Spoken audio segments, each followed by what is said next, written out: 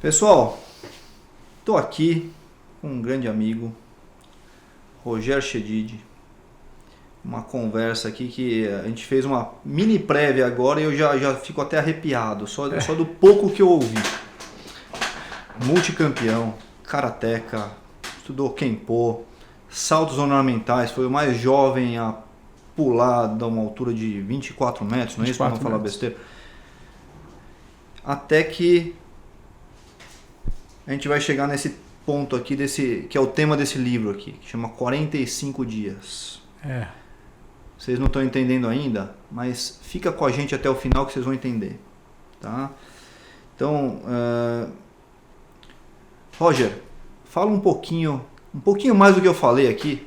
Conta um pouquinho de você pra gente. Vamos lá. Você está com quantos anos hoje? Hoje eu estou com 57. 57, na flor da idade. Vamos lá. E vamos lá. Resume pra gente, senão a gente fica a tarde inteira aqui falando. De atleta. Isso. Então vamos lá. Com 10 anos de idade, fui seleção paulista de futebol de salão. Futsal, tá bom. Com 11 anos de idade, eu fui vice-campeão brasileiro e campeão sul-americano de saltos ornamentais. Tá bom. Com qual clube que você estava? Eu saltava pelo Juventus. Juventus. Fui atleta símbolo do Juventus com 11 anos de idade. Tá bom. Com 14 anos de idade, eu comecei a fazer show aquático no Play Center de São Paulo. Play Center, nossa, essa aí é das antigas, hein? Eu ia lá, eventualmente eu te vi no show aquático e nem sabia. Tinha aquela piscina dos golfinhos? Tinha. Então, naquela Uma piscina, vez meu irmão desceu para aplaudir, puseram ele para sentar em cima da baleia, tem a foto lá. Então, a gente fazia show naquela piscina e eu saltei pela primeira vez com 14 anos de idade, de 24 metros de altura, da torre. Olha e lá. Eu fui descobrir somente o ano passado que eu sou meio que o recorde, até hoje, o saltador mais jovem a pular dessa altura no mundo todo. Isso, 11 anos, é isso? Eu tinha 14. 14 anos, 14 tá. anos. Aí, com 18 anos de idade, eu fui seleção paulista de karatê. Fui tricampeão brasileiro da minha modalidade de karatê, que era Shitoryu. Shitoryu. Na época era Toakai, chamava, mudou o nome do estilo. Aí eu mudei para os Estados Unidos para treinar para a Olimpíada de Seul em saltos ornamentais. Seul foi 88. Tá. Fui cortado da delegação do Brasil no Sul-Americano, que eu era favorito por problemas políticos. Que beleza. Desde aquela época? Desde aquela época já tinha esse problema. Aí eu parei de saltar amador, fui contratado por uma das maiores empresas de shows aquáticos do mundo, chamada Maxwell's Associates Corporation, que fica baseada em Miami. Que eles me viram saltando num campeonato em Tampa, lá na Flórida, chamado Sunshine State Games. Aí eles me contrataram, aí eu parei de saltar amador, comecei a saltar profissional, me tornando assim artista da SeaWorld de San Diego, do Knott's Berry Farm em Los Angeles, da Califórnia, e num parque no Canadá chamado Bubble Island. E aí você ficou alguns anos nessa? Eu fiquei 7 anos lá. Depois de um tempo, eu parei de saltar para poder fazer faculdade nos Estados Unidos, de administração. Isso já está com que idade? Putz, eu já estava com 22, 23 anos. Tá. E ao mesmo tempo, como eu estava morando em Los Angeles, eu tive o privilégio de poder conhecer esse mestre chamado Bill Hilsack, que era amigo particular do Bruce Lee. Comecei a treinar com ele e voltei para o Brasil como representante do Kenpo havaiano no Brasil. Esse mestre é mestre de Kenpo? Kenpo. Tá bom. E hoje eu sou faixa preta, faixa coral, né? 7º dan de Kenpo havaiano. Então essa é a minha carreira de atleta. Quando eu voltei em 94 para o Brasil, depois de um tempo, eu comecei a competir no exterior em jiu-jitsu internacional e defesa pessoal, que são duas modalidades combinadas que eles têm lá na Europa. É muito difundido na Europa. E aí eu me tornei campeão sul-americano e 4º do mundo de defesa pessoal. Com que idade isso? Putz, eu já estava com uns 20... Mais perto dos 30. Próximo dos 30. Foi 97. 30 anos. E pra gente encurtar um pouquinho, adoro ouvir isso aqui, mas quando que começaram os seus problemas de saúde, Rogério? Então, eu nunca tive problema de saúde, né? Sim. Em 95, quando eu trouxe o meu mestre para o Brasil para divulgar o Kenpo havaiano, eu trouxe ele mais 4 lutadores. Tudo faixa preta, tudo fera. E a gente tinha patrocínio da Mizuno, e a gente começou a fazer demonstrações em vários programas de televisão, até aproveitando o nome do meu mestre, por ele ser amigo particular do Bruce Lee. Ele era coreógrafo e dublê de Hollywood. Fez vários filmes, inclusive eu tenho foto dele com o mestre, com o Miyagi, do Karate Kid 2. Olha só, Sr. Miyagi. Tá. Com Steve McQueen, vários, com Jean-Claude Van Damme, com vários atores, vários artistas. E aí eu trouxe eles para o Brasil, e aí fazendo uma demonstração no CT do São Paulo Futebol Clube. O gramado estava molhado, e a gente não deveria ter feito a demonstração. E fazendo um movimento que a gente já tinha repetido várias vezes, um dos meus mestres, ele escorregou na grama, caiu na minha cabeça, eu bati o queixo no peito na hora, porque ele caiu com todo o peso da minha nuca. Quer dizer, isso 29 anos atrás, você tinha... Foi em 95, 28, vai fazer 30 anos, tá. Quase. Aí eu bati o queixo no peito, eu lembro na época que eu bati o queixo no meio do peito, eu fiquei estatelado no gramado, e ainda falei, puta, quebrei o pescoço. Aí eu consegui virar de barriga para baixo, juntei cotovelo, joelho, consegui levantar sozinho. E aí eu falei, olha, acho que é o pescoço. Eles viram o acidente, me levaram para o departamento médico, no CT do São Paulo Futebol Clube. Uhum. Colocaram os eletrodos em mim, eu fiquei sentado assim, tomando choque. Choque? Tipo, TENS, né? TENS. Tudo bem, mas aí já para reabilitar a dor. Para reabilitação da dor. Aí, depois de meia hora, eles falaram, levanta e anda. Eu levantei, saí andando normal, não senti nada. Não quebrei o pescoço. Não tinha perda de força, não tinha alteração. Continuei levando a vida normal. Isso de 95 em diante, vida normal. Até que... Aí, quando foi, eu lembro mais ou menos das datas, porque em final de 2005... 10 anos depois. 10 anos depois, eu fui fazer um programa de televisão, um reality show, participei de um reality show do SBT, e eu lembro que eu já estava tendo um problema de tropeçar, de vez em quando a meia perna falhar, umas coisas meio estranhas. Qual foi o reality em 2005 que você participou? Putz, chamava Casamento à Moda Antiga. Era dentro daquela Casa dos Artistas. Tá bom, porque eu lembro desse daí, da época era a Casa dos Artistas, estava em alta lá. Então veio antes, depois teve a Casa dos Gordinhos. Caramba, hein? E depois teve esse programa chamado Casamento à Moda Antiga, que entrava de casal. Casa dos Gordinhos. Hoje o politicamente correto não ia aceitar muito bem. Esquece. Tá bom. Aí eu entrei, quando eu entrei, eu lembro que eu pensei, tomara que eu não tropece lá dentro. E eu não tropecei, mas tem uma cena que eles me levaram com a moça que entrou comigo. Eles levaram a gente para um spa. Tá. E puseram a gente correndo, e eu vi no filme, quando foi pro ar, porque não foi ao vivo. Quando eu vi eu correndo na esteira, falei, cara, tem alguma coisa estranha nisso aí. Não tô legal. Não tô no meu melhor. Tá errado essa corrida aí. Isso ainda em 2005. 2005. No reality você falou, peraí, tá. Eu achei muito estranho. E aí você foi no médico? E não foi no médico. Não foi no médico? Na mesma época, isso foi em 2005. Quando virou 2006, eu tive um problema com os meus pais. Tem nome isso daí, hein? Na medicina, chama negação. É? Sim. Quando você recebe uma notícia ruim, você pode ficar em negação. Então, mas eu não tinha recebido notícia, mas você sabia que não estava legal. Você disse, então, isso não é nada, coisa estranha. você ficou nessa. Tá. Mas a gente nunca acha que é com a gente, né? O que eu pensei na época, eu tô ficando velho, aquela coisa que passa na nossa cabeça. Tá ficando velho. Enfim, na mesma época, anos, tá. Meu pai foi hospitalizado com hepatite B, minha mãe com diabetes. E a gente foi carregando isso, aí meu pai chegou a falecer em setembro. Um mês depois a minha mãe faleceu. E aí, como eu tinha que ficar dando aula e no hospital com meu pai direto, eu quase não dormia muito. Eu achava que fosse cansaço, fadiga. Aí quando os dois morreram, eu falei, bom, agora eu tenho que cuidar de mim. Aí quando eu comecei aí paralisou meu lado esquerdo do corpo. Aí acharam que eu tivesse tido AVC. E aí estamos em que ano? 2005 ainda? 2006. 2006, tá. Em 2006. Mas aí, foi súbito ou foi progressivo? Foi progressivo. Pior progressivo. Assim, em geral, quando é um AVC, de uma hora para outra. Então, mas muito devagar foi subindo. O meu lado esquerdo, ele paralisou ao ponto do meu braço, o meu bíceps ficar da grossura do meu punho. E eu lembro porque eu achava que fosse coisa da minha cabeça, eu fui dar uma aula que eu treinava na época, toda a escolta dos donos do Itaú, da família Setúbal e Vilela. Eu treinava os seguranças. E eu fui dar uma aula um dia lá, e um deles veio e falou assim, e esse braço de velha teu, tá tudo murcho? O cara foi te sacanear ali, você falou... Então, e ali para mim foi um aviso. Daquele dia em diante eu comecei a andar de blusa de manga comprida, que eu fiquei com vergonha. 2006 ainda? 2006.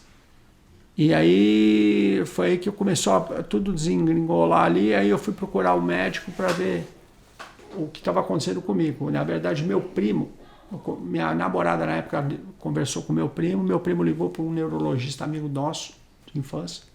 O cara me ligou, não sabe o que você está sentindo? Aí eu falei, eu tô com a mão meio que formigando, não sinto direito minha mão, meu braço, meu lado esquerdo do corpo paralisou. Comecei a dar, eu tô com dificuldade de andar. Falaram que eu tô puxando a perna. Ele falou, mano, você tá com esclerose múltipla. Isso é sinal de que eu quero você no meu consultório segunda-feira. Aí eu fui lá, entramos num batalhão de exames. Eu estava na época sem convênio médico, eu estava ajudando meu pai estava sem convênio médico, a gente estava gastando muito dinheiro com meus pais. E aí viram que não era esclerose múltipla, mas acharam uma compressão na medula na primeira vértebra. Na primeira vértebra? Na primeira vértebra. Os médicos falaram, você não era para estar vivo. Para vocês terem uma ideia, talvez o público leigo não saiba isso, mas o nosso nervo frênico, que é o que inerva a musculatura da respiração, ele sai de C3, a terceira vértebra. Ele estava com uma compressão acima disso, quer dizer, acima disso se comprime você para de respirar, né? Enfim, tá. Então a coisa estava feia. E aí? Então aí eles falaram, você não era para estar vivo, continua fazendo o que você está fazendo, você não era para... E eu continuei. Só que aos poucos eu fui piorando. Quando chegou em 2012 eu já não conseguia mais andar.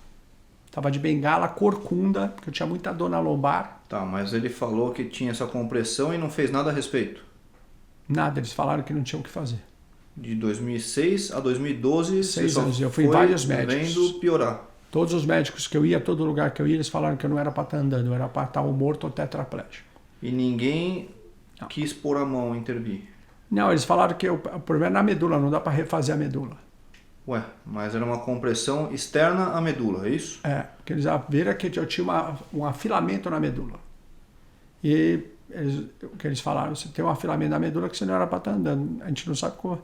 Você só está andando porque você sempre foi atleta, então continua fazendo o que você está fazendo, eu continuei. Só quando foi em 2012 eu já não aguentava mais andar, teoricamente já não aguentava nem mais viver daquele jeito. Tá. E tive um tete-a-tete com Deus. E falei, ou me cura ou me leva. Que eu não em 2012, você chegou nesse limite aí. Em setembro. Como é que foi esse tete-a-tete com Deus? Eu entrei numa igreja, eu já frequentava a igreja Você já era cristão, católico? Tá. Cristão desde 2000. Tá bom. Eu já de frequentar a igreja Bola de Neve. Tá bom. Aí eu entrei numa outra igreja e falei, eu quero um sinal, porque eu não vim no mundo para ser tartaruga. E se você quiser me levar, me leva, eu vou feliz da vida, porque eu sempre fui muito feliz. Eu tive uma vida maravilhosa, mesmo não merecendo tudo que eu tive. E foi engraçado que o pastor que estava pregando nesse dia, numa igreja que eu não conhecia, olhou para mim e falou, Deus está mandando te avisar que Ele está te dando a cura. O irmão pagou um preço muito alto por servir a Deus. Eu falei, amém. E isso foi no fim de semana. Na segunda-feira eu tinha um médico marcado de coluna para ver minha lombar. Aí eu entro nesse médico, o Alexandre Sadal, o doutor Alexandre Sadal. Quer dizer, esse... Você não tinha ido ainda?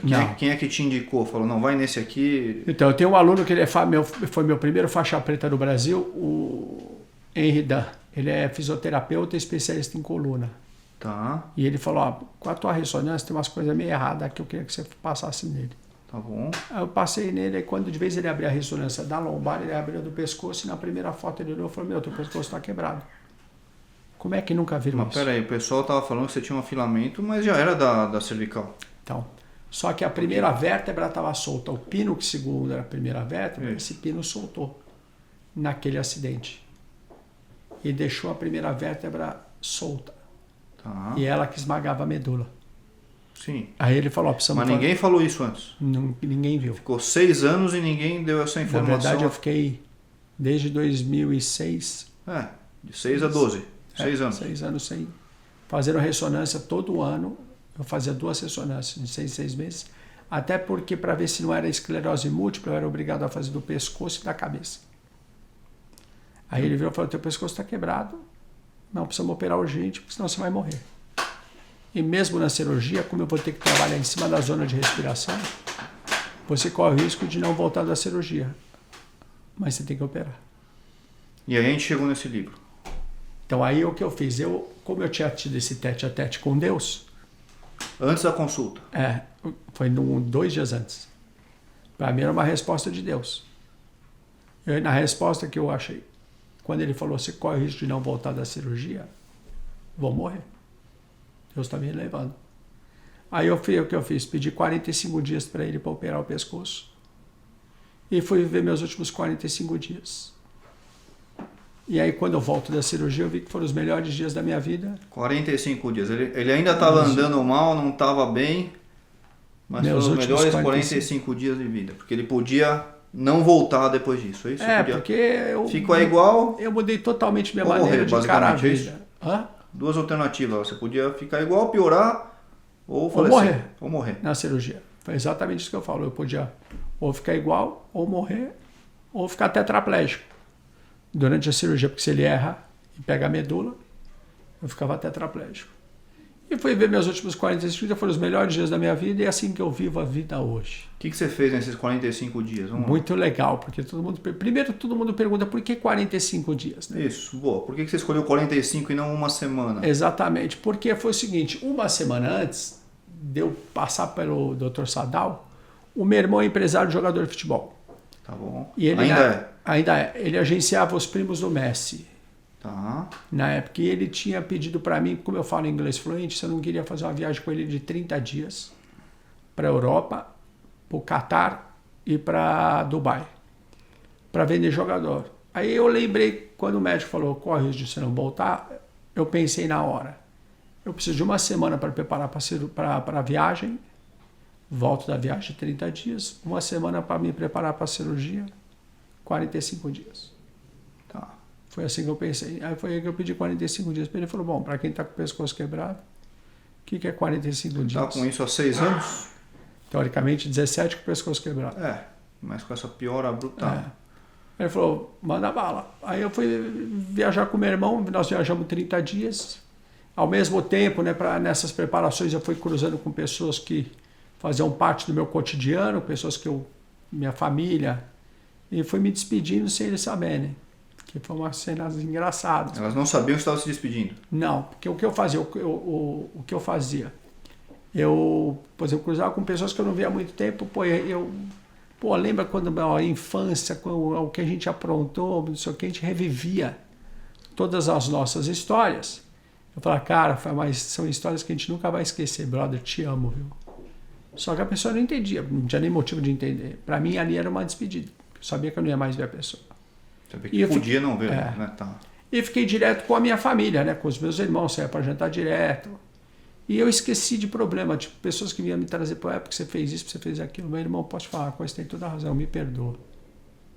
Eu vi que eu não... E ali eu aprendi uma coisa que é muito legal, que é o que eu vivo hoje. Eu não quero ter razão, eu quero ser feliz. Eu dou a razão para todo mundo. Muitas vezes não adianta você querer convencer uma pessoa que já está convencida e não mudar a maneira de pensar ou mudar as ideias que ela tem. Então eu prefiro que... na cabeça dela ela está correta. Né? Exatamente. Então não adianta você querer convencer. Eu vejo isso muito nas pessoas hoje. Elas tentando convencer uma pessoa que não quer se convencer de mudar a maneira de pensar. Então por que eu vou perder meu tempo? Eu prefiro, de vez perder o tempo com isso, ajudar alguém que precisa de mim. Ou então dar amor para as pessoas que estão ao meu redor.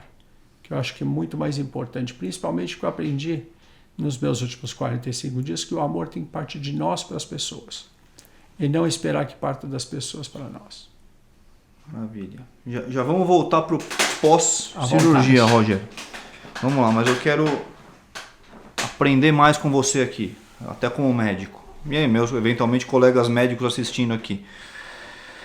Mas vamos lá, você ficou um período bom da sua vida só ouvindo que não tinha nada o que fazer e você consultou trocentos mil médicos. Eu tenho ressonância magnética da 1000 de 6 em 6 meses. Tá, então você tem pelo menos 12 ressonâncias e nada. Isso. Você deve ter alguns médicos aí no seu hall. Quais foram as experiências que te marcaram, digamos assim, negativamente? Vamos lá, né? Nesse período aí. Fala, puta, esse daqui acabou comigo. E quais foram as que te marcaram positivamente? Vamos lá, até para eu tirar um proveito disso aí, pessoal. Negativamente, não tem, porque eu evito viver tudo que foi negativo na minha vida. Eu uso as coisas negativas como lição para eu não cometer de novo. Mas que você falaria para o médico, não diga isso, não tire a minha esperança, não sei, tô falando... Não, eu vejo assim coisas que falaram para mim, que foi bom para me fortalecer por um lado, e para muitas vezes o que me incomodava, que é uma coisa negativa, e até hoje me incomoda porque todo mundo ele acha que tem uma fórmula de fazer com que eu volte ao normal. Então, assim, eu tenho um médico, eu tenho um fisioterapeuta, eu tenho isso, tenho aquilo, que vai te curar. E aquela coisa, se você não fizer o que a pessoa falar, você é vagabundo, você é preguiçoso, você não está nem aí. Agora, você vai pagar para tentar fazer, aí o médico, como aconteceu diversas vezes, médicos olharem assim e falarem, realmente no teu caso eu não tenho o que fazer, você não era nem para estar vivo. Aí a pessoa olha para mim, pô. Minha outra fala, agora você paga a consulta. Você é teimoso, porque se eu não venho, eu sou teimoso. Agora eu vim, falei para você que é o que ia acontecer, porque meu próprio neurologista e o próprio... Se você pudesse voltar hoje em todos esses médicos, você falaria o que para eles? Esses que falaram, você não tem o que fazer?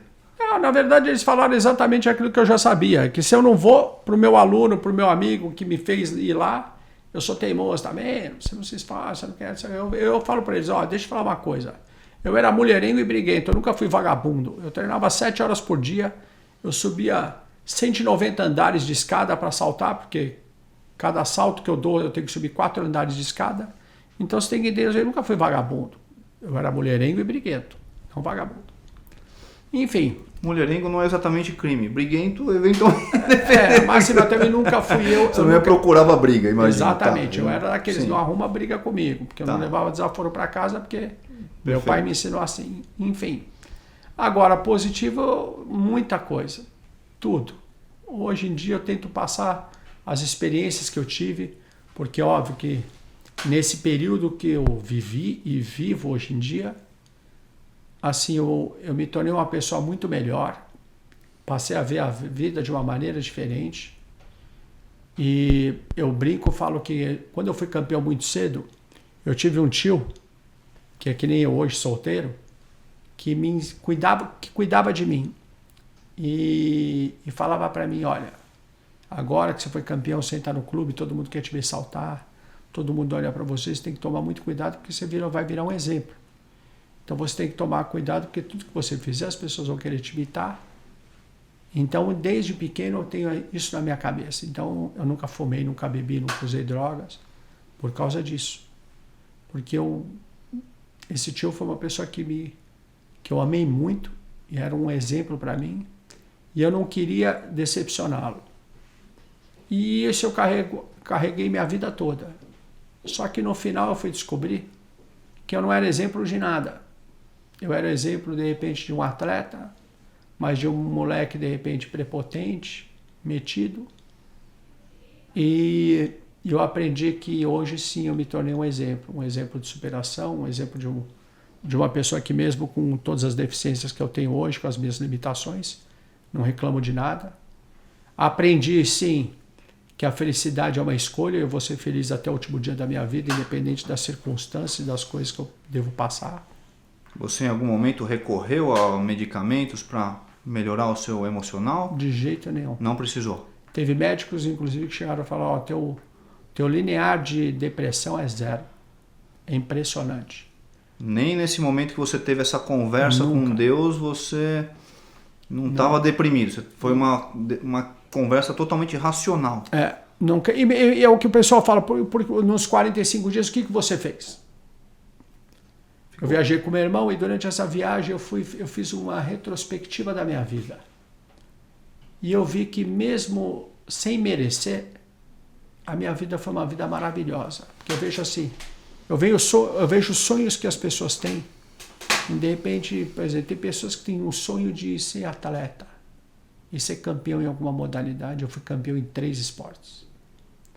Aí eu vejo pessoas que têm o sonho de conhecer a Disney, conhecer um parque. Eu trabalhei num dos maiores parques do mundo.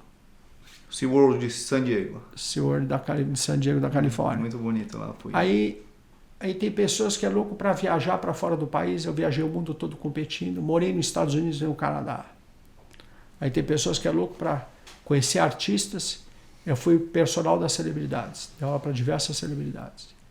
Aí eu olhei para, sabe, eu fiz, cara, minha vida foi uma vida tão maravilhosa. Eu tive meus pais sempre foram maravilhosos. Eu tenho irmãos, cara, que a nossa família é muito unida, que eu amo eles, que a gente se diverte, a gente está sempre unido, junto, um ajudando o outro. Vou reclamar do quê? Não tenho o que reclamar. Hoje, por que eu não faço isso? E com isso também eu aprendi nesses 45 dias que Deus não te dá um fardo mal que você possa carregar. Para tudo ele tem um propósito. Para você viver o propósito, existe um processo que pode ser longo e árduo, e foi, mas que no final você vê que você aprendeu muito com tudo isso que você passou. Então eu levo isso como uma lição de vida. Eu aprendi muito e tento repassar hoje, que é a minha meta de vida hoje, é tentar repassar para as pessoas a experiência que eu tive durante todo esse processo. E esse processo não fala dos 45 dias, está falando pós até, da sua reabilitação, que a gente já vai tudo, chegar lá, nem falamos sobre isso. De tudo e o que eu vivo hoje. Tá. Tudo é um processo. Hoje eu entendo por que Deus permitiu que eu passasse por tudo aquilo que eu passei. Então hoje eu me tornei um exemplo. Que eu jamais imaginei que eu fosse me tornar um exemplo depois que eu me tornei uma pessoa limitada fisicamente. Tá bom, eventualmente a gente volta nesse tema aqui, Roger. Mas o que eu ia te perguntar. Aí você fez essa cirurgia. Fiz a cirurgia. Foi a única que você fez? Ou teve outras depois? Não, foi a única. Foi a principal. A cirurgia que podia resolver e podia piorar ou você morrer. Então, depois eu fiz mais uma. Estamos em 2006. Então, eu acho que eu fiz mais uma. Mas a principal foi essa? Foi essa. Foi a pior da minha vida, óbvio. Eu ainda fiz uma baita de uma borrada depois, porque depois que eu operei, eu fiquei 3 meses sem poder mexer a cabeça, porque eu tive que, teoricamente, colar a primeira com a segunda vértebra. Para estabilizar ali. E aí, depois que o médico me liberou para voltar a fazer o que eu quisesse, eu acho que ele não me conhecia muito bem. Aí eu voltei a treinar remo na USP, porque eu queria me tornar atleta paralímpico. Tá. Aí eu saía do barco, eu mal conseguia chegar no carro, porque eu entro de fadiga neurológica, e eu tinha que vir meio que me segurando nas paredes para chegar no carro. Quer dizer, depois que você operou, você melhorou, você recuperou uma certa funcionalidade, ou não? Muito pouco, voltou pouca coisa. Mas eu perdi 10 quilos, estava ficando forte, estava remando na USP direto, que é um esporte que eu sempre quis fazer. Você perdeu 10 quilos de gordura, quer dizer, você tinha engordado antes e você voltou a dar uma encorpada. Exatamente. Tá. Então você se sentiu mais apto a fazer as coisas, por mais que você não tivesse... Quer dizer, a agressão não estava mais lá na cervical. Em termos. O machucado estava, o agressor não estava mais lá. Bom, resumindo, eu quebrei o pino do pescoço. Que beleza, hein? Até a hora que eu cheguei lá e falei... Você percebeu essa quebra? Você sentiu? Não. Nada? Eles falaram que... o Sadal olhou para mim e falou, cadê o resto do Roger? O que você está fazendo? Eu falei, estou fazendo remo na USP. Você está louco, mano? Porra. Aí o meu neurologista falou, Roger, pode parar, mano. Você está se matando. Você continua assim, você vai morrer. Aí eu, de primeira mão, falei, eu prefiro morrer fazendo o que eu amo do que ficar vivo fazendo o que eu não gosto. Aí eu pensei bem e falei, ele tem razão, vamos parar. Ele falou, você já foi... Posso amar outras coisas. Ele falou, cara, para de ser burro, você já foi atleta, você já teve corpão, você já teve tudo. Agora você tem que entender, cara, que você não pode fazer esse tipo de coisa, senão você vai morrer. Você tem muita coisa para fazer, você tem muita coisa para ensinar. Então sossega, meu. Eu falei, você tem razão. Aí eu parei de treinar para competir. Não, isso eu e hoje o meu papel é tentar... Eu nem sabia, na verdade, que a minha história pudesse ajudar as pessoas. Eu fui aprender através de uma aluna minha que ela pediu que ela... Aí eu comecei, depois de um tempo, contar essa história dos 45 dias. E aí, com o tempo, eu fui descobrindo que era uma história legal. Porque uma aluna minha me chamou para dar uma palestra na empresa dela, colocou meus vídeos saltando, lutando, jogando futebol, não sei o quê. Eu contei minha história e as pessoas, uau, que história maravilhosa. Conta algum episódio de algum médico que tenha te feito mal, assim, não digo nem fisicamente, mas psicologicamente. O cara falou, puta, que péssimo exemplo de profissional. Vamos então, lá. Tiveram alguns que eu acho que eles tiraram proveito da situação. Por exemplo, teve um médico que ele me colocou uma touca, não sei se é médico, eu nem sei se o cara era médico.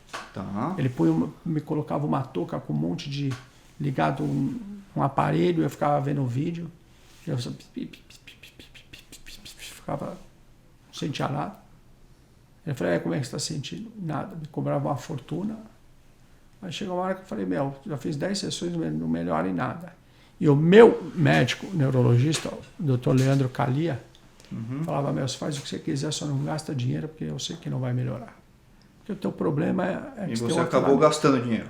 Eu a gastar, porque assim, as pessoas que me chamavam, assim, ou você vai e gasta o dinheiro, ou se você não for também, a gente quer ajudar, mas eu quero um preguiçoso, um vagabundo, não quer testar nada, está se entregando. Então eu acabava indo. Aí teve um outro cara que me deu um remédio, que foi até triste, foi uma situação que foi a única vez que eu fiquei muito triste. Porque a minha aluna mandou minha ressonância para ele, ele falou, marca um almoço com ele amanhã. Aí ele foi até onde eu estava almoçar comigo. E falou, olha, a tua cirurgia foi feita totalmente errada, está correndo risco de vida.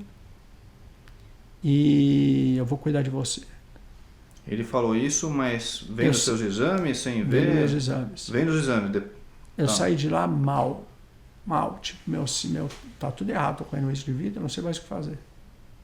Se coloca na minha posição. Você já tinha passado por isso, né? Foi a única vez que eu pensei em tirar minha vida. Isso quanto tempo depois da cirurgia?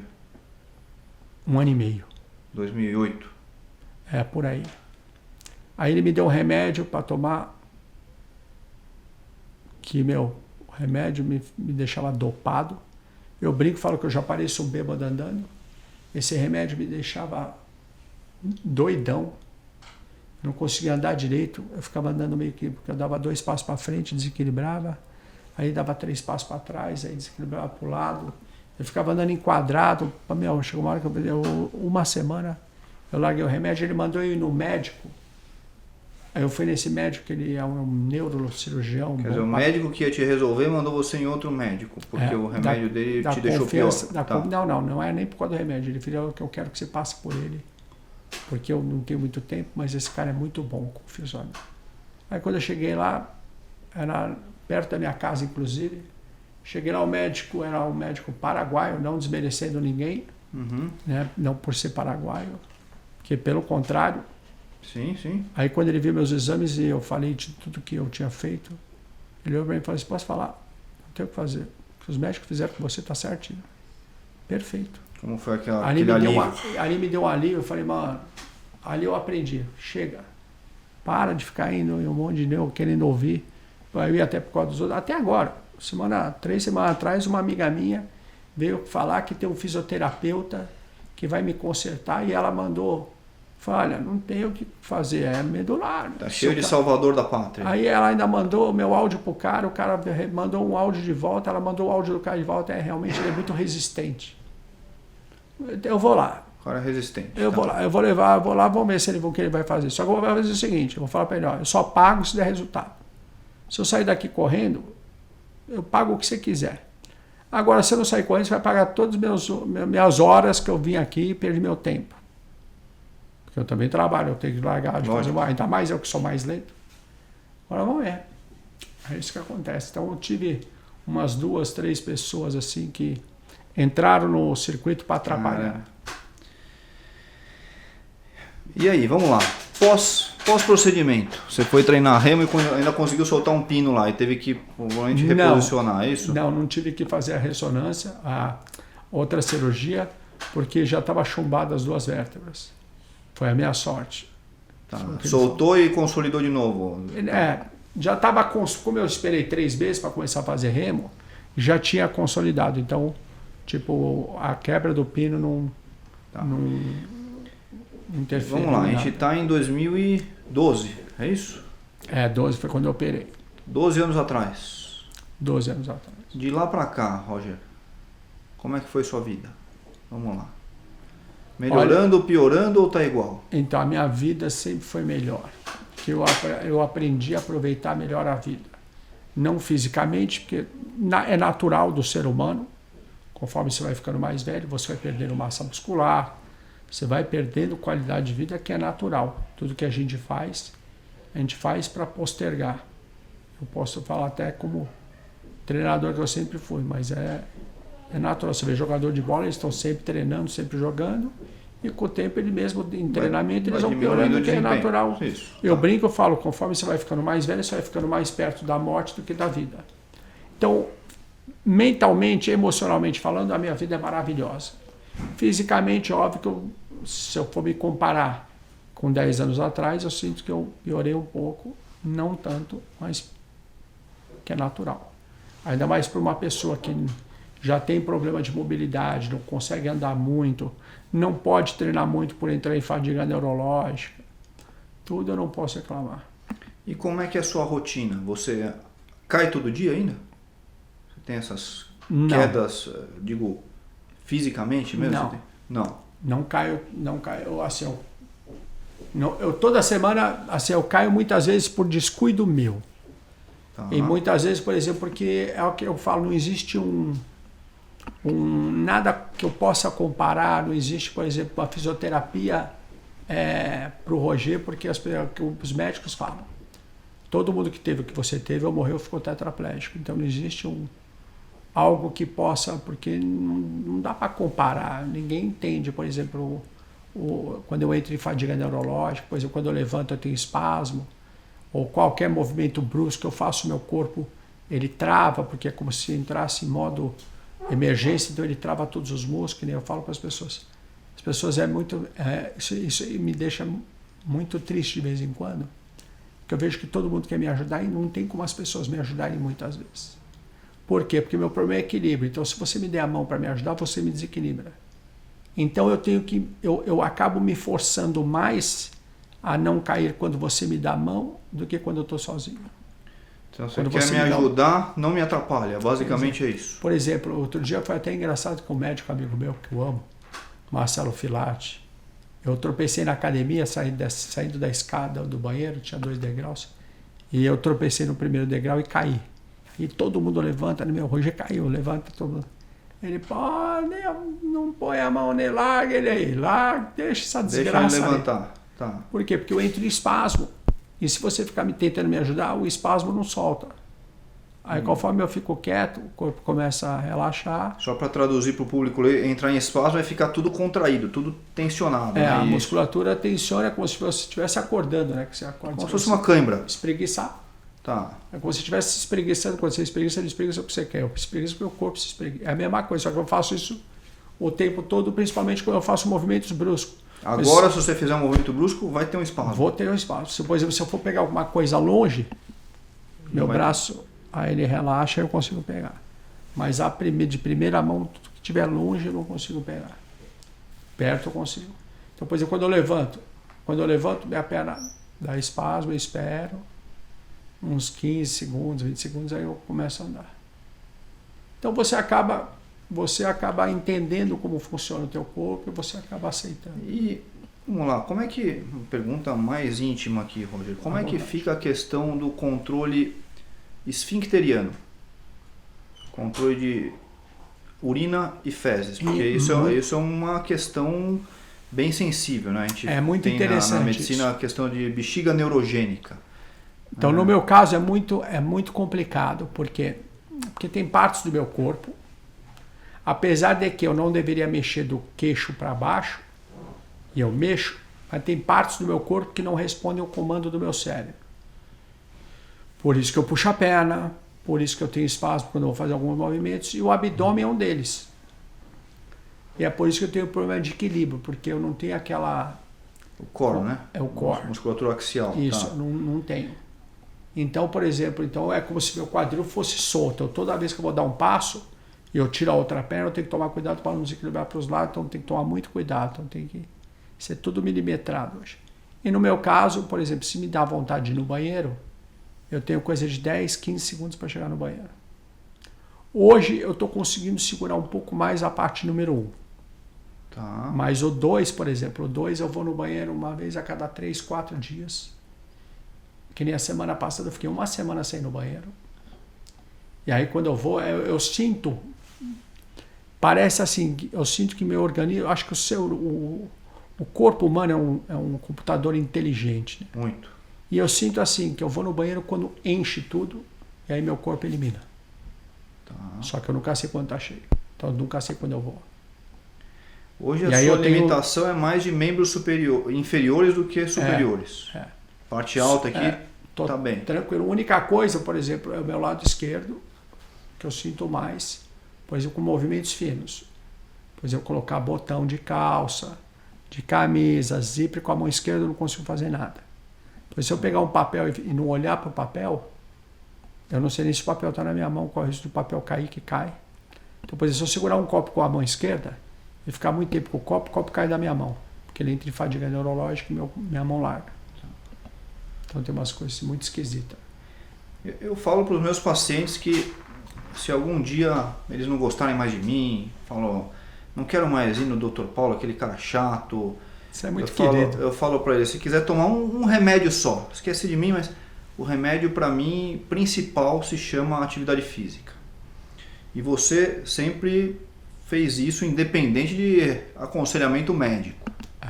De que maneira você acha que isso te ajudou na sua recuperação ou manter a cabeça no lugar? Benefícios, vamos lá, físicos e mentais de você ter sido esse super atleta antes de todo esse processo. Vamos lá. Então, o físico, eu acho que hoje eu tento de uma maneira, o problema é que a gente não sente na hora. Muitas vezes a gente não sente na hora, mas a gente sente depois o resultado. Eu sei que eu não posso treinar muito quanto eu gostaria de treinar, porque eu sempre fui... Eu treinava 7 horas por dia para competir, eu sempre fui muito dedicado em tudo que eu fiz. Mas sempre fui um perdedor assim, perdia de cabeça erguida, porque eu sabia que eu dava o meu melhor. Então na parte física hoje eu não posso mais fazer o que eu gostaria, mas pelo menos consigo fazer alguma coisa. Emocional, não tenho problema nenhum, pelo contrário. Eu acho que Deus, ele me forjou a vida toda, desde pequeno, para que eu pudesse competir, treinar, competir em todos os esportes que eu fiz, porque foi muito tempo que eu competi, para que eu tivesse preparado para a maior batalha na minha vida, que é a que eu vivo hoje e vou viver até o último dia da minha vida. E de que maneira isso foi mão de Deus ou foi a mão do esporte? Vamos lá, que te ajudou a aprender a ganhar, aprender a perder, superação, o calejamento emocional que o esporte te deu. Eu acho que os dois, porque desde pequeno parece que eu fui moldado, entendeu? Todos os esportes eu fazia muito sério. Muitas vezes eu chegava a ganhar competições e saía chateado porque não achava que eu tinha ido bem. Da mesma maneira que teve muitas vezes que eu perdi provas, mas eu tinha competido muito bem, incluindo o meu último campeonato de saltos ornamentais. Eu não ganhei, fui vice-campeão brasileiro, mas foi a melhor prova da minha vida. Eu saí de lá feliz da vida. Então isso foi me ensinando, entendeu? Que eu não precisava ganhar tudo, entendeu? E mesmo assim eu poderia sair feliz. Então hoje eu sei que mesmo com as minhas dificuldades, eu consigo fazer muita coisa e eu consigo, o pouco que eu faço já me dá felicidade suficiente para poder viver uma vida como eu vivo. Como é que você resume a mensagem desses meus últimos 45 dias aqui? Então esse livro... Quer deixar uma mensagem para todo mundo? Vamos lá, porque a gente tem muitos pacientes aqui que estão em momentos finais de vida possíveis, né? Mas o que você fala? Não, deixei isso daqui como meu legado pessoal para a humanidade. Eu escrevi porque eu poderia escrever esse livro de diversas maneiras. Então esse livro foi exatamente o que aconteceu nos meus últimos 45 dias. Isso aí não é uma biografia minha, não é a história, porque a história mesmo eu conto nas minhas palestras. Esse livro é um livro que eu conto, tipo, eu faço uma retrospectiva da minha vida, então eu conto algumas coisas que eu passei na vida, tanto de competição, como de coisas pessoais entre meu pai e minha mãe.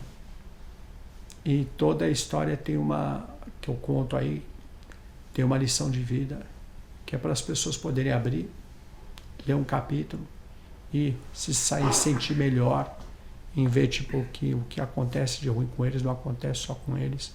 Eles conseguem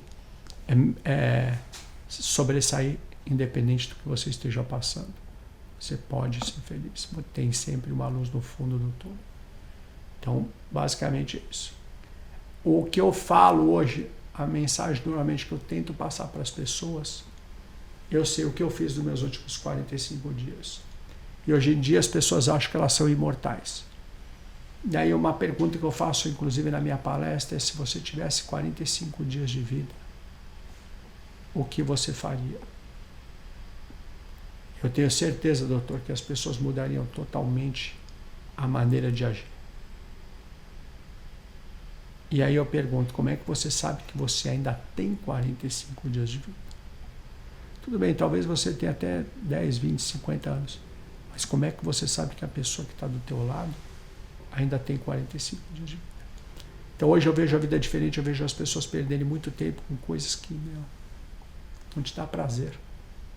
Entendeu? Em vez de você perder tempo checando a vida dos outros, discutindo por uma coisa que não vai te levar a lugar nenhum, porque você não economiza esse tempo e vai gastar de repente com as pessoas que te amam, que precisam de você.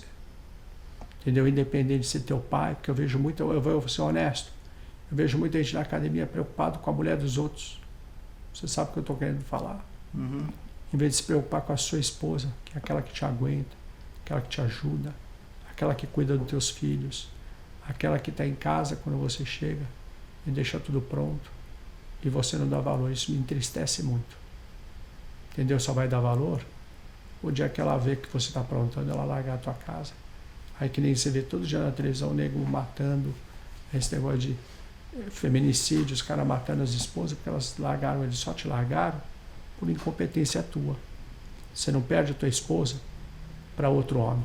Você perde a tua esposa por incompetência tua. Você não foi homem suficiente de fazer ela feliz todos os dias da vida dela. Então, hoje eu falo para as pessoas isso. O que você mudaria no teu jeito de ser? O que você pararia de fazer que você tem feito para de repente fazer aquilo que você não tem feito? Então é uma coisa que as pessoas tá na hora das pessoas pararem, entenderem que você tem que viver o hoje, como se fosse o último dia da sua vida e aproveitar da melhor maneira possível. O que para você representa a figura no mundo moderno de um artista marcial? Olha, não estou dizendo simplesmente artista marcial é aquele que pratica arte marcial. Eu tenho meu conceito, você provavelmente tem o seu conceito, que eu imagino que seja muito além disso. Então é a sua opinião, o que é um verdadeiro artista marcial hoje? Olha, eu sou um cara que eu dei muita sorte, que eu acertei muitas coisas sem saber muito. Eu consegui acertar. Eu acho que o professor de arte marcial hoje, ele tem que tomar muito cuidado. Assim como eu errei muito como professor de artes marciais, mas eu acertei bastante também. Teve uma fase da minha vida que eu queria mostrar para os meus, como todo professor de arte marcial faz, que é mostrar que ele é poderoso, que ele bate em todo mundo. Você teve essa sua fase mais folgada? Tive. Até um dia que um aluno meu tentou fazer o que eu fazia. Ele veio contar para mim, eu ouvi uma voz no fundo da minha alma dizendo assim, tá vendo? Qual o exemplo que você está sendo? Porque o taxista parou na frente dele para pegar não sei o que, ele começou a xingar, ele desceu do carro e falou que lembrou de mim que ele ia pegar o taxista, tirar ele pela janela e quebrar o cara. E eu ouvi uma voz falar, se ele tivesse morrido, a culpa era tua. ao exemplo que você está dando para os teus alunos. Desde então eu mudei totalmente minha maneira de pensar e eu parei. Eu vi que eu tinha que ser um educador. Entendeu? Não ensinar meus alunos a brigar. Eu tinha que ensinar meus alunos a ter o controle da situação. Então hoje eu vejo que, infelizmente, a arte marcial ele é um telefone sem fio. Como você faz, você vai entender muito bem o que eu quero dizer. A gente não aprende tudo que a gente deveria. Porque existe aquele meio que mito que o professor só ensina 90% daquilo que ele aprendeu, que tem 10% tem que ficar... Que ele guarda para ele, senão o aluno não precisa mais do professor, é isso? Isso é um pensamento tão idiota, é bem isso, e isso é real. Sim. Só que depois de 50 anos, os alunos não aprendem mais nada. Graças a Deus eu tive um mestre que ele me ensinou que se você quer que seus alunos sejam humildes, a humildade tem que partir de você. E dali em diante, quando eu passei por Kenpo Havaiano, eu aprendi muita coisa e mudou muito a minha educação, minha maneira de lidar e o meu caráter. Vou te dar um exemplo. Fui buscar meu mestre uma vez no aeroporto de Cumbica e vim dirigindo ele do meu lado, ele quieto. Os negros jogando latinha de cima, dentro do ônibus. Eu saía xingando todo mundo, não sei o quê, xingando todo mundo na rua. Você estava no carro e o pessoal jogando coisa? Jogando coisa, brecando, me fechando, eu xingava o cara. Tá. O cara abriu o farol, eu não saía xingando o cara. Isso só está falando, você estava com o seu mestre de Kenpo do lado? Deu Kenpo do lado. E você comprou nas brigas com todo mundo que... Brigando, tretando com todo mundo.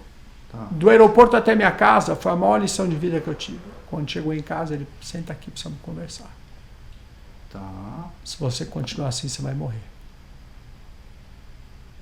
Eu contei quantas vezes você veio xingando, brigando, tretando. E você não vai morrer porque vão te dar um tiro. Você vai morrer de infarto. E ali eu aprendi o maior golpe da minha vida. Foi que eu tenho que ter controle emocional. Dali em diante nunca mais eu fiz isso. É a maestria daquele... Hoje as pessoas... E é uma das maiores... Aquele praticante, hein? Ele era um artista marcial. Exatamente, é isso que eu falo. E uma das maiores vitórias que eu tive numa batalha dessas na rua foi quando, sem querer, uma vez eu fechei um cara, o cara saiu me xingando. Aí eu cortei ele, parei do lado dele, abri o vidro, ele abriu o vidro do lado da mulher dele, começou a me xingar. Quando ele acabou de me xingar, eu falei, irmão, só queria te pedir desculpa porque realmente eu errei, eu não vi. Aí a mulher dele virou e falou assim, tá vendo? Você ainda fica xingando um cara, seu idiota. Aí eu peguei, tirei meu cartão e falei, mas já que você gosta de brigar, tudo, eu queria que um dia você fizesse uma visita. E dei meu cartão. De professor de Kenpo. De professor de Kenpo. E aí no final a gente acabou... Ele virou seu aluno ou não? Virou meu amigo. Nossa, que beleza. Então ali foi uma das lições que eu vejo que, muitas vezes a gente não precisa lutar para ganhar. Entendeu? Mas é melhor você vencer sem lutar. Sem lutar. Sem dúvida nenhuma. Entendeu? Que ali sim você se torna faixa preta. O faixa preta real, ele tem controle da situação. Ele muitas vezes não precisa brigar para ganhar a luta. Então é essa maneira que eu penso hoje. Diferente de muitos professores de artes marciais, porque hoje eu vejo que a arte marcial meio que... Não vou dizer que está acabando, né? Porque você vê que migrou muito para o MMA. Ainda tem pessoas sérias. Mudou. Não, tem. Mas infelizmente não levam eles a sério, não dão o valor que eles merecem. É assim que eu vejo muito... É uma minoria, né? As pessoas se impressionam muito com essa questão. Mas hoje você vê, eu vou dar um exemplo. A partir do momento que você vê eu vou falar uma coisa que muita gente não vai gostar. Um campeonato que nem a gente teve esse fim de semana, de artes marciais, que não são artistas marciais, são influenciadores. Aí você vê que a arte marcial está acabando. Teve um campeonato esse fim de semana? Teve, que lutou influenciadores contra músicos. Ah, é? Não, nem acompanhei, desculpa. Chama, acho que é FMS. FMS? Fight Music, uma coisa assim. Aí você vê que os caras, entendeu, que é legal porque meio que o pessoal está migrando para a arte marcial, mas isso não é arte marcial. Então, eu falo que o verdadeiro faixa preta, antes dele se tornar faixa preta tecnicamente, ele tem que se tornar faixa preta disciplinarmente. Porque ele vai ser o cara que ele vai servir de exemplo para muitas pessoas. Que ele pode destruir a vida delas ou construir a vida delas. Graças a Deus eu devo ter uns 90 faixas pretas no Brasil. E eles, que você treinou? Que eu treinei. E eles gostam muito de mim, eu tenho o feedback deles direto. Mas acho que a maior lição de vida que eu dei para eles foi fora do tatame. Eles vendo tudo que eu estou passando e como eu acabo me lidando com toda essa situação que eu passo no meu dia a dia. E ainda virei até um ator agora. Olha lá. Muito bom. Então isso eles veem como, cara, esse é meu mestre. E eu fico feliz. Vamos lá. E agora a sua história está virando filme. É isso, Roger? É o que eu falo, Deus tem um propósito para tudo. E há 2 anos atrás já tem um documentário. Você já tem um documentário seu? Já tem um documentário meu que a Biorritmo fez de presente para mim. Entrevistando pessoas que tiveram ao meu lado quando eu passei pelas maiores dificuldades que eu passei. Eu vi alguns depoimentos lá já. Então esse aí é o documentário. E aí através desse documentário, um artista chamado Oscar Pardini, que é um comediante, ele contou, ele estava gravando na Bandeirantes uma série de... E aí ele estavam conversando sobre histórias de superação e ele contou a minha história. E aí os 2 diretores se interessaram, acharam interessante essa história, ele me liga às 11 horas da noite, me manda teu documentário. Aí eu peguei e mandei para ele, ele mandou para os 2. No dia seguinte os 2 chegaram lá, precisamos conversar com você. Queriam marcar uma reunião com o Roger. Aí ele me ligou e falou, eles querem marcar uma reunião com você. Eu achei que fosse para fazer algum programa de televisão, para contar a minha história. Eu falei, vamos embora. Se for para ajudar alguém, tá valendo toda a dificuldade que eu tenho de estar naquele lugar. Porque hoje o meu papel é justamente isso, contentar o coração de Deus. Porque na pior fase da minha vida, não era mulher, dinheiro, carro, nada que pudesse preencher o vazio que eu tinha no meu coração. Somente o amor de Deus. Então hoje eu faço tudo para Ele. Então se eu tiver que viajar 30 quilômetros para ajudar uma pessoa a não se suicidar, eu vou. Você vai. Para ajudar essa pessoa. Eu espero que a nossa mensagem chegue nas pessoas que precisam. E aqui. se elas precisarem, pode me ligar que eu vou. O telefone está 24 horas disponível para poder ajudar. Aí ele pegou e marcou um almoço com eles. Aí eu fui nesse almoço. Foram esses 2 diretores da Band e o Walter Neto, que é um cineasta. Aí ele pediu para mim, conta a tua história para eles. Eu contei minha história, assim como eu estou contando para vocês. E no final da minha história, na época, eu tive um irmão que me zoava. Nós temos vários vídeos do meu irmão, ele me zoando, me chamando de boneco de Olinda, morto. Mas numa boa. Tá. Morto muito louco. A gente ria os 2 juntos, direto. Mas ele me zoava pelas minhas dificuldades. Vai, vamos aí. Eu chego aqui e vejo esse cara de capacete fazendo abdominal para não bater a cabeça, ele me zoava. Esse meu irmão veio morar comigo, ele separou da mulher. Resumindo, um belo domingo ele acordou, passando mal, meu irmão foi levar ele para o hospital. Ele teve convulsão dentro do carro, estava infartando.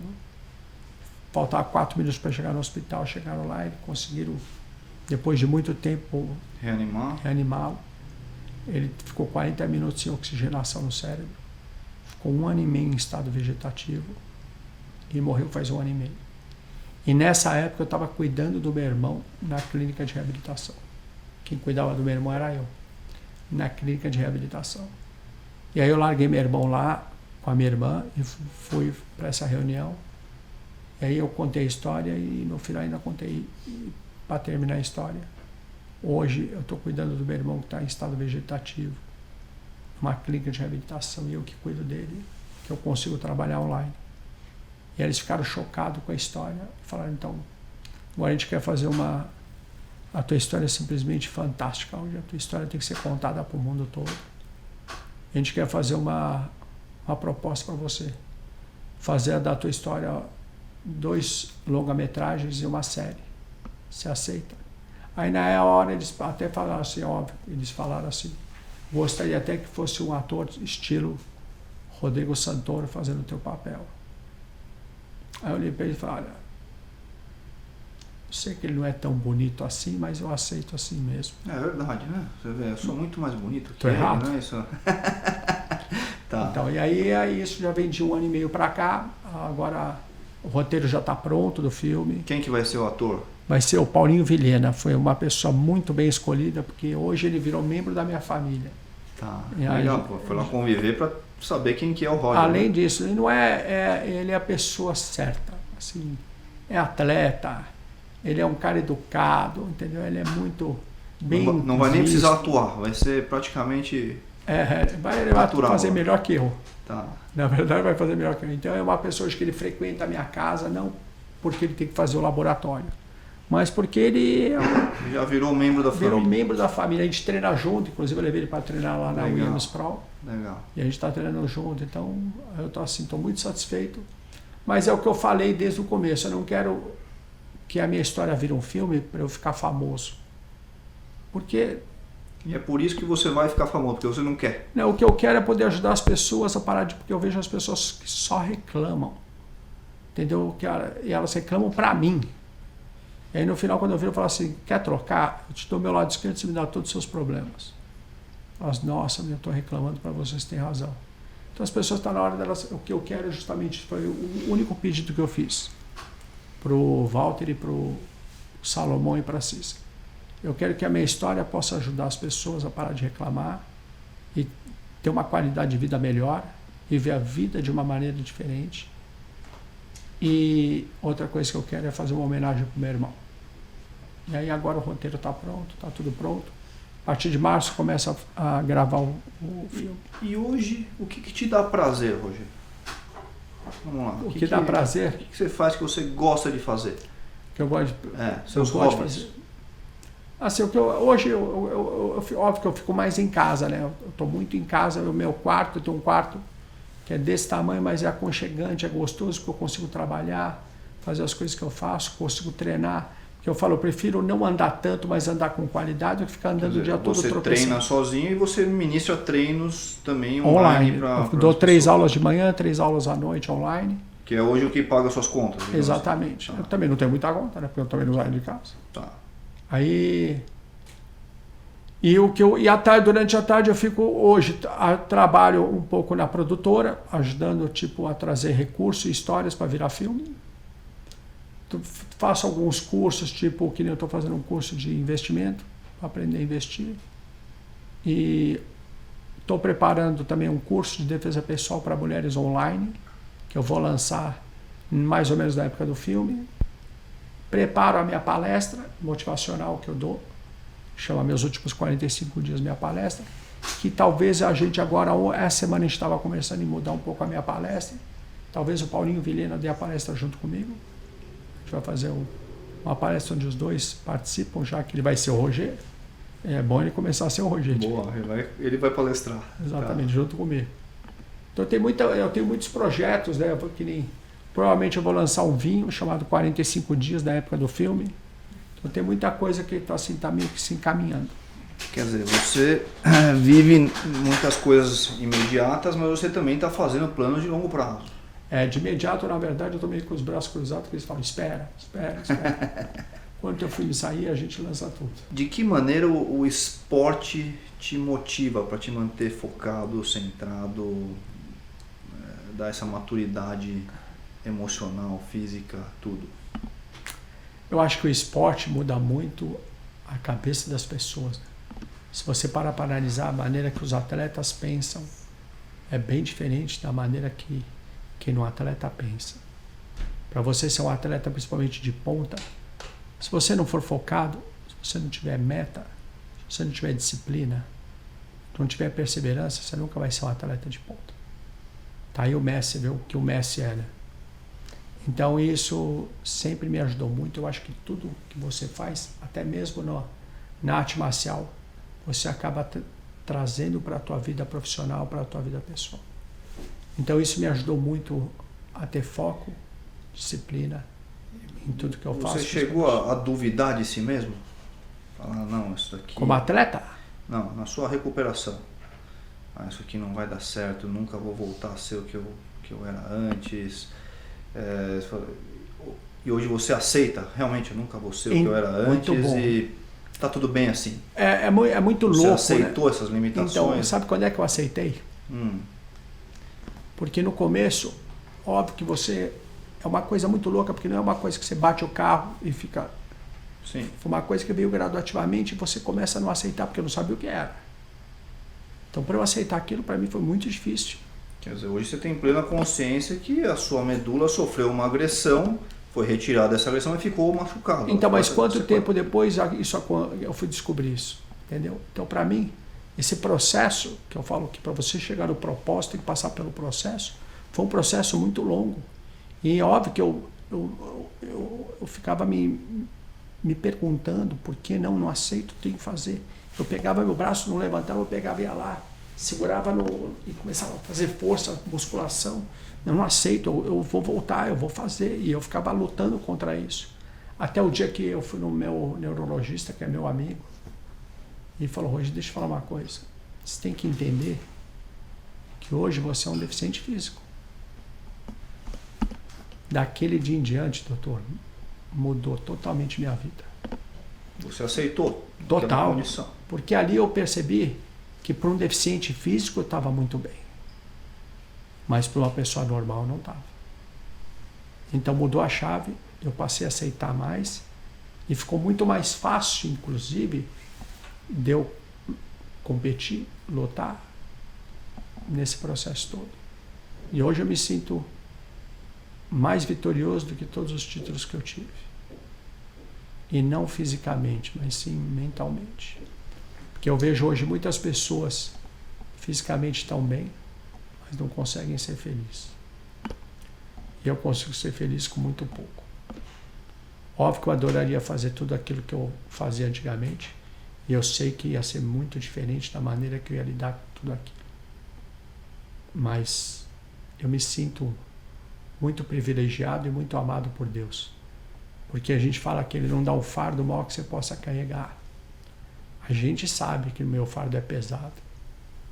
E eu sei que se Ele me deu um fardo pesado desse é porque Ele sabia que eu era forte o suficiente para poder carregar esse fardo e vencer. Como eu venci todas as batalhas até hoje na minha vida. Então eu me sinto assim muito feliz. Entendeu? Porque eu acho que se Ele tivesse dado isso para um irmão meu, um pai, uma mãe ou para um aluno meu querido, eu acho que eu ia sofrer muito mais. Coisa que eu não sofro. E que mensagem você gostaria de deixar para essas pessoas que você fala que ficam reclamando o dia inteiro? Infelizmente, espero que vocês não tenham que passar por perdas para dar valor àquilo que você tem. E muitas vezes é o que vai acontecer. Então, aproveite o momento que você tem da melhor maneira que você pode. Se Deus deu 2 pernas e 2 braços, aproveita. Porque eu vejo que tem muita gente que não tem 2 pernas e 2 braços e aproveita muito mais de muita gente normal. É simples se você comparar a grandeza da Paralimpíada contra a Olimpíada. É muito mais emocionante a Paralimpíada do que a Olimpíada. É sensacional. Na Paralimpíada ninguém tem problema. Enquanto na Olimpíada tem muita gente reclamando do estado emocional, mesmo tendo tudo, reclama ainda porque eu fui isso, porque eu fui aquilo, porque eu não consegui fazer isso e aquilo, todo mundo está se divertindo. Entendeu? Então você consegue ser feliz com pouco. Você não precisa de tudo isso que você já tem para ser feliz. É só você querer ser feliz. Se você quiser ser feliz, você vai ser. Independente do que você tenha. Aí depende de você. Como eu repetindo, hoje para mim a felicidade é uma escolha. Eu vou ser feliz até o último dia da minha vida, independente das circunstâncias. Hoje, o meu prazer é ter minha família unida e ter meus sobrinhos, que hoje são meus filhos, né? Porque o pai largou eles moram comigo. Ao meu lado, que nem eu poder. Hoje, que nem hoje de manhã, eu estava vendo série com meu sobrinho e para mim já me dá uma felicidade tremenda. Que espetáculo, Roger. Poxa, que lição de vida. Eu que te agradeço coisa poder maravilhosa. compartilhar a minha história com as pessoas, porque eu sei a dificuldade que eu tenho de chegar aqui. E é só o começo. Mas viu? repetindo, se eu estiver ajudando uma pessoa, já valeu a pena. Outro dia eu dei uma palestra, não vou falar o nome da empresa, para não ficar chato, online. E através da minha história, quando eu abro para perguntas, e tiveram 3 mulheres que abriram e falaram, olha, eu estava pensando em tirar minha própria vida. Que hoje existe muito isso, só que a gente não vê e não sabe. E elas falaram que eu vi que eu não tenho problema nenhum. Depois de escutar a tua história, e a tua história mudou a minha vida. Então, para mim, aí eu descubro qual é o propósito que eu tenho e eu vejo que valeu todo esse processo que eu passei para poder ajudar as pessoas. Foi um treino, né? E agora eu estou numa competição. Foi sendo calejado pela vida. Vou dizer que eu acho que eu ainda consigo te ajudar a melhorar um pouquinho, Rogério. Eu tenho certeza. E aí você não precisa pagar consulta se eu não te ajudar. Eu tenho certeza. Tá. E te agradeço pelo carinho. Muito obrigado por ter vindo aqui, Rogério. Imagina, o prazer é meu. Poxa, que alegria ter você aqui, poder deixar essa mensagem aqui para tanta gente. E eternizar isso aqui, né? Porque a gente não sabe a abrangência que vai ter essa nossa conversa aqui. Quem mas precisar de ajuda, mas vai ficar registrado. De alguma coisa, pode contar comigo. É esse minha meta de vida. Muito obrigado. Eu que agradeço. Roger, deixa aí sua propaganda final, mensagem final, sua câmera aqui, se quiser divulgar seu Instagram, suas mídias sociais.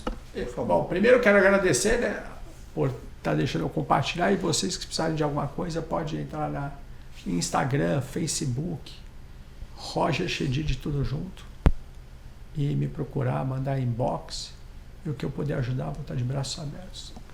Beleza, pessoal, não deixem de seguir o canal do Roger, esse canal, deixar seu comentário, compartilhar com quem vocês acham que vai se beneficiar dessa nossa conversa, e é isso aí. E não esqueçam, ano que vem, o longa-metragem contando a minha história, 45 dias vai chamar o filme.